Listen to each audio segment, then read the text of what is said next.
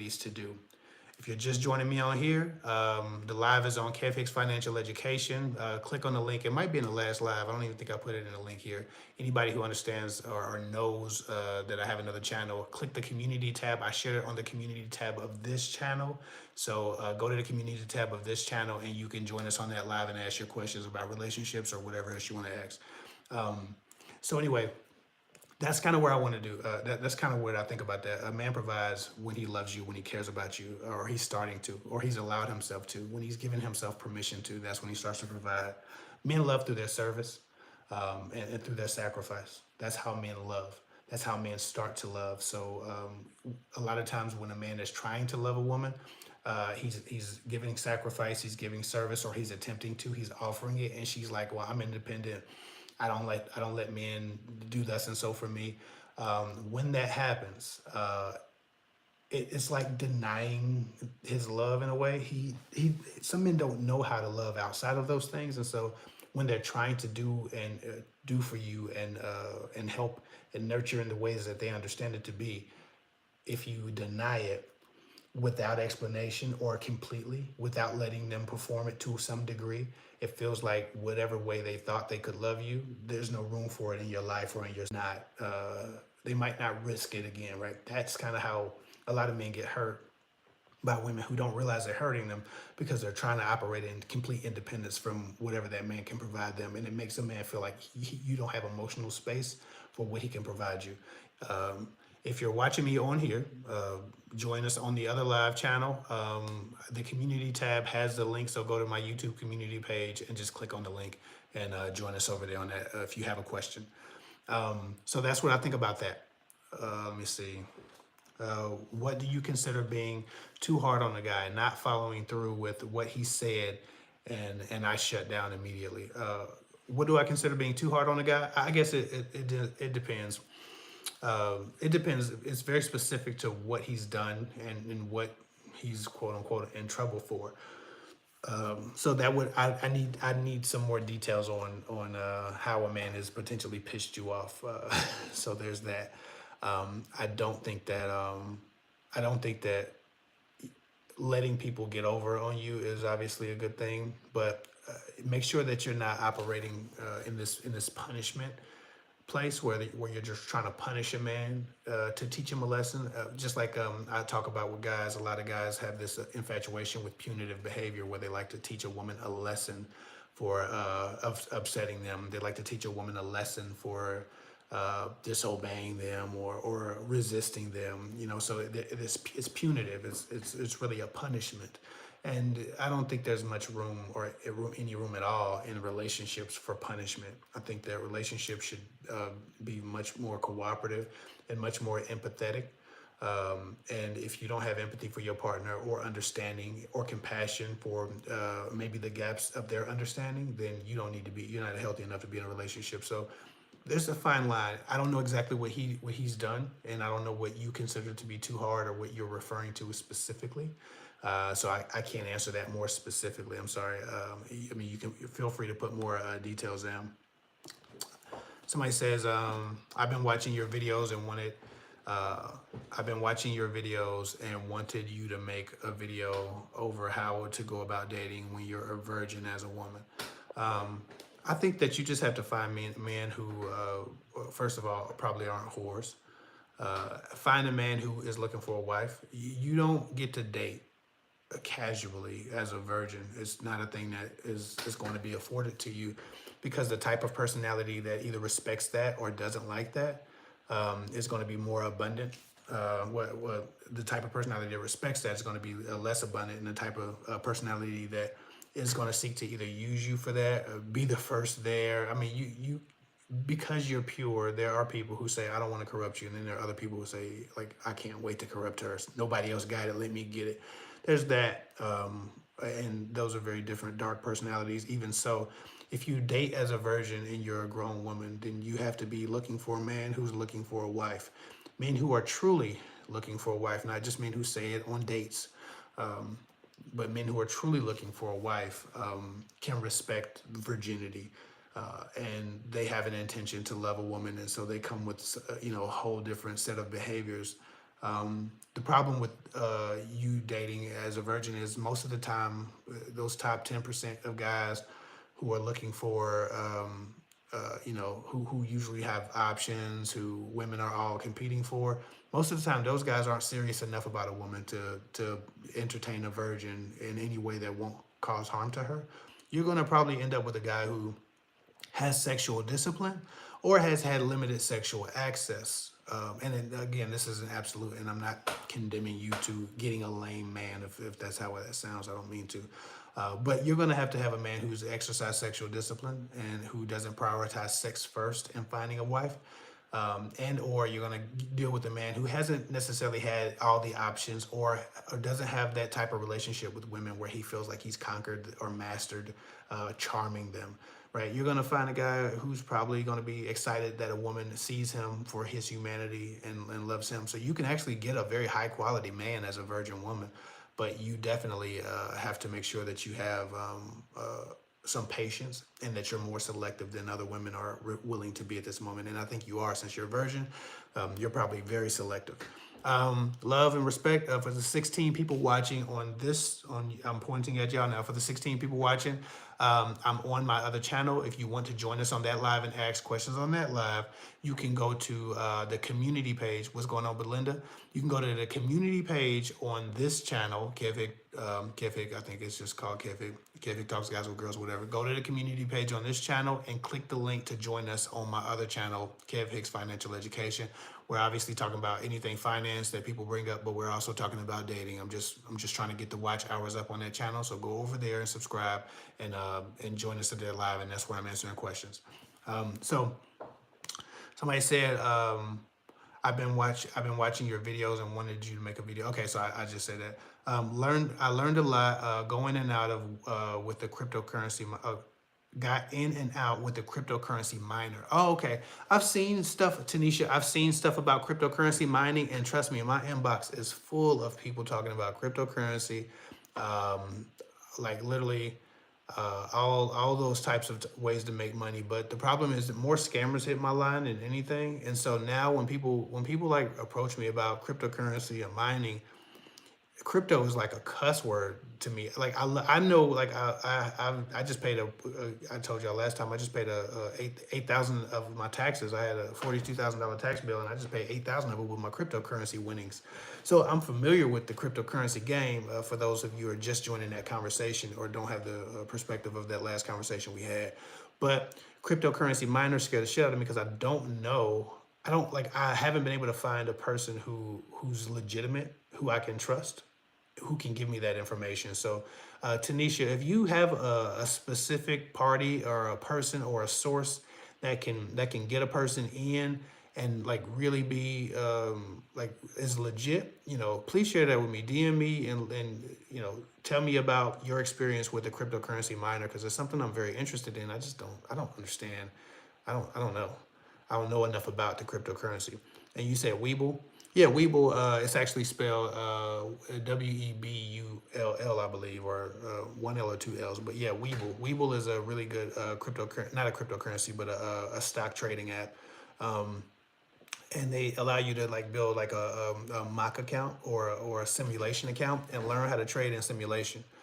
So it's really interesting because you can actually learn how to move and navigate and trade without the risk, but in the real market condition, because the real market is available. You're just like a ghost in the market trading with fake money, but it gives you all the responses that the market will give you in real time. It's actually a beautiful interface. So it lets you see how you would have done if you were trying to trade with your own money.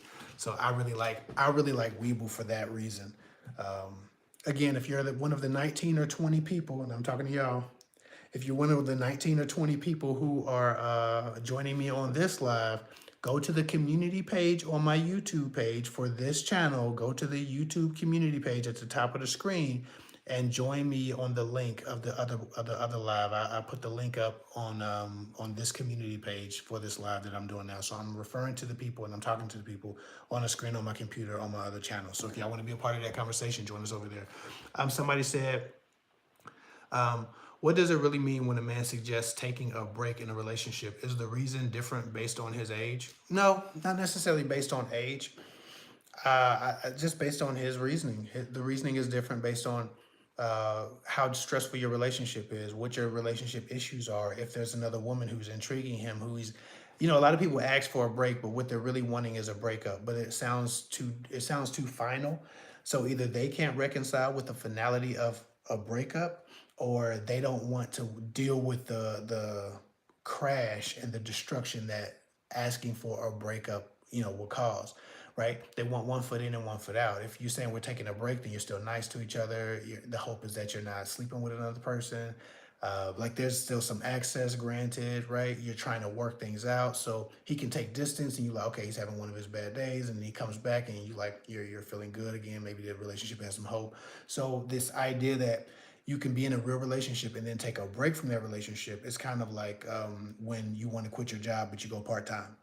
That's kind of what it's like. So for me, I don't necessarily like breaks. I don't do breaks. If we break in, we breaking up. I'm not playing with your break.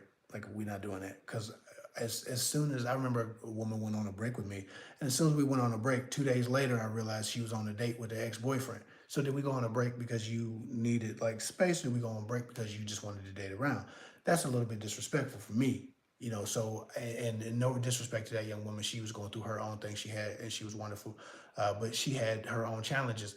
Um, she had her own challenges. So for me, uh, I don't like break, and the reason is different based on the issues that you encounter. If you got issues in your relationship, and he doesn't see a resolution to those issues, then maybe when he asks for a break, he's asking for a break because he's not getting what he needs in a relationship. Excuse me. Um, so no, it's not age dependent. A long answer to a short question. Sorry.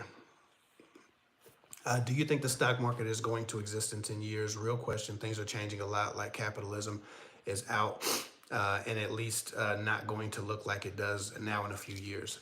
Yes and no. So I think the stock market is going to be around in 10 years. When we start asking ourselves questions like that, you kind of have to realize that, those are the end of the world questions. One thing that is always going to have a place in this world is supremacy, period. And specifically white supremacy, if I'm being honest, if I'm being dead honest, and no offense to anybody, but capitalism is literally the system of white supremacy. That's why African countries that try to engage in capitalism are met with the death of their leaders. That's why Gaddafi is dead, because he wanted to create the United States of Africa and make gold the world currency. It would have destabilized the European money and American money systems. So when we think about the stock market, we're thinking about one of the biggest tools of capitalism and one of the biggest money laundering tools that capitalism has. No, they will always protect the money. So the stock market will exist in 10 years, but will it look like it does now? Probably not. Maybe there will be more barriers to entry for normal Americans. But I don't even think that, because the mass majority, the majority of the stock market are whales, are investment companies, are like stock trading groups for rich people. They are mutual funds and stock fund accounts. What they call them? I'm drawing a stupid blank. God, not mutual funds, but the other types of funds. They're godly. I'm drawing a blank. It's weird. So the majority of the market is rich people, and a small percentage of the market is people like me and you who are trading on our couches, in our homes, at our jobs, on lunch break. That's a very small percentage of the market, but it feeds the bigger percentage because we don't know what the hell we're doing. And so they come and feed off of people who don't know what the hell they're doing. And so I don't know if you get rid of a system that increases supremacy and taxes the poor or the middle class. And this is one of the largest taxes on the middle class and the poor is the stock market. It's the easiest way that a fool can part with his money if he thinks he's in the game and he's really not. The majority of the people lose money in the stock market, but they're not those whales. They're not those stock trading groups. They're not those mutual fund accounts. They're not all of the different accounts that people have. and the indexes, that they're not normal people. They make money because they manipulate the market and control the market. We lose money because we're not a part of the game. We're just trying to play. So yes, the stock market will definitely be around. Capitalism won't go anywhere because capitalism is the way of the world. I don't think they will ever do something to where the market is totally shut down, because they need to make money at all times in every direction. So yes, capitalism is going to be protected no matter what. In fact, all the wars that we have, all the destabilization that we see in the world, all the political wars happening in the moment are all to protect capitalism. And the only way capitalism stops is probably if a nuclear war happens. And capitalism, because of the information age we're in, and the internet and IT age we're in, the AI age we're in, capitalism is best run on the internet. They don't want to have to hold all the money they steal from people. They want it moved around on the internet. So I don't think that the stock market is going away. I don't think that the electronic manipulation of money is going anywhere, and I think that capitalism is going to increase its hold on those things more so than will stop them. Right? That's why they're increasing the laws and the restrictions and the walls for Bitcoin and other major cryptocurrencies. Cryptocurrency in general, they're writing new laws for cryptocurrency every day because it gave normal people the right and the ability and the access to build the type of wealth that they're trying to protect from people like me and you. So it's a huge point of emphasis for them that people don't get rich who they don't believe deserve to be rich. And so, yes, capitalism isn't going anywhere. AI, technology, all these trading things. Hi, QD Tay, love and respect. We're going live. I'm answering questions on my other live channel. So if you're interested, go to the YouTube community page on this channel and join us on that live. We're answering relationship questions and we're digging into some finance stuff as well. Again, my unexpert opinion of finance. I'm a student of the game. Anyway, so that's how I feel about that. Capitalism isn't going anywhere, and they always need a guinea pig or somebody to feed off of them, and they always feed off of us or people who want to be investors and want to be rich people. Thank you for the $10 super chat. What do you think about dating a guy with young kids? He super chatted me, so I have to answer this, and thank you. Dating a guy with young kids, is a blessing and a curse, I suppose. It just depends on how much you like kids, how many young kids he has, how many babies, mothers those young kids are attached to, how responsible of a father he is, and how much of a time manager, efficient time manager he can be. Young kids are beautiful, and they're a gift from God, and they can add a lot to your life.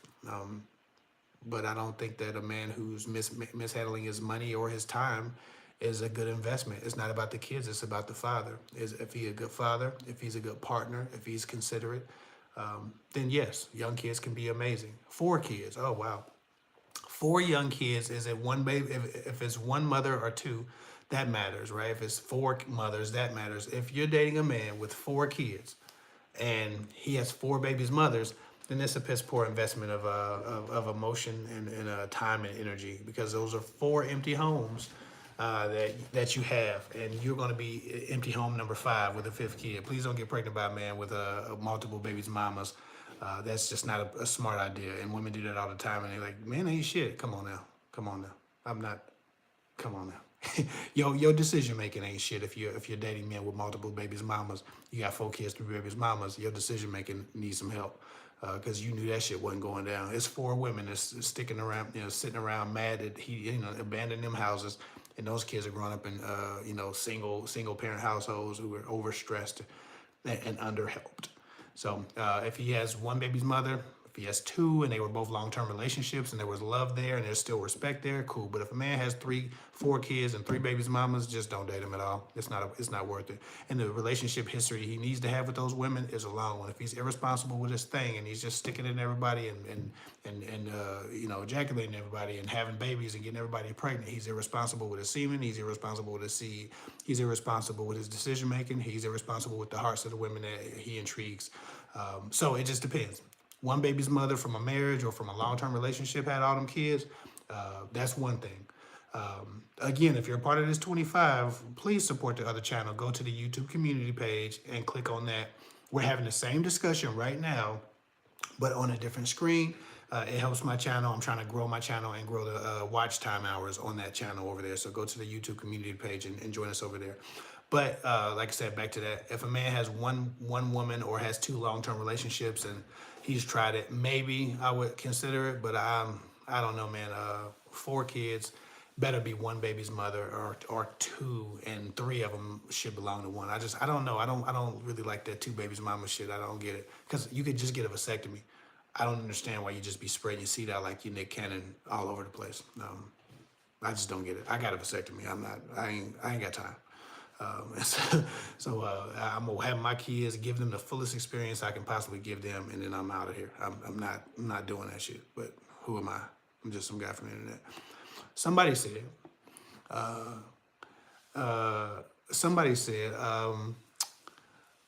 I hope you're doing well and have been getting rest. You are appreciated and have some great things coming up. Keep going. You're set apart. I know you are going to continue to rise. I appreciate that. I have been getting rest. I've been getting a lot of rest since I quit my job Friday. Still waking up at the same time, 6:45, 7 in the morning, getting to it. But I'm not sleep deprived. I'm pretty good. I can take a nap if I need to take a nap. So I'm getting a lot of rest, a lot of sleep, a lot of peace right now.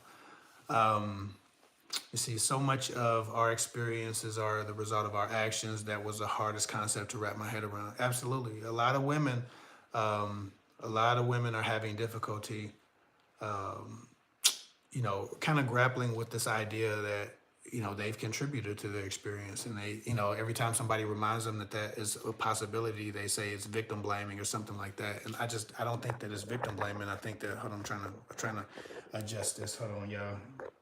There we go. Now y'all see my little art on the wall. I'm working on getting my walls together. Y'all get my art right. Y'all didn't get to see it. So absolutely, it's a difficult concept to wrap your head around, but it's a valuable one. I wanted to ask, how do you know he loves you? The difference between him liking you and loving you. Also, I'm off of here at 45 after. I was gonna do an hour. I got some. I gotta paint my powder room. We remodeled our powder room because we didn't like the builder's powder room, so we remodeling our powder room. So I got to get on here and paint after my wife takes her nap. So I'll be off in 15 minutes. Did somebody just super chat me? I don't think. I'll make sure I missed it. Okay, yeah, that was you. Thank you for that, by the way. What was that? Okay, somebody said, I wanted to ask, how do you know he loves you? The difference between him liking you and loving you with loving you something with females. I wonder if I talked, didn't I talk about, I talked about love. I have a love video. I think it's a more complicated concept to describe on here, but I do have a video. If you search my channel for love, the difference between love and lust. But I went into great detail, I believe, about what I believe love is. And I think it's probably better for you to just watch that video than me try to mush it all together in this live. But yes, the difference between love and lust is probably going to be a valuable thing, and it probably give you the perspective you need and the comparative value of both of those ideas to answer your question. So go to my Kev Hick channel and search love. If you just put the word love into the search bar on my channel's content, it'll pop up. Not into the general search bar. Let me see. All right, so listen, love and respect to y'all. I'm getting off of this live. I'm gonna finish the live over here. So if y'all want to go over here, if y'all want to come to this live, go to the community page, click on the link that I left on the community page, and you can join us on that live while I finish up over here. I appreciate y'all for watching on this live. I'm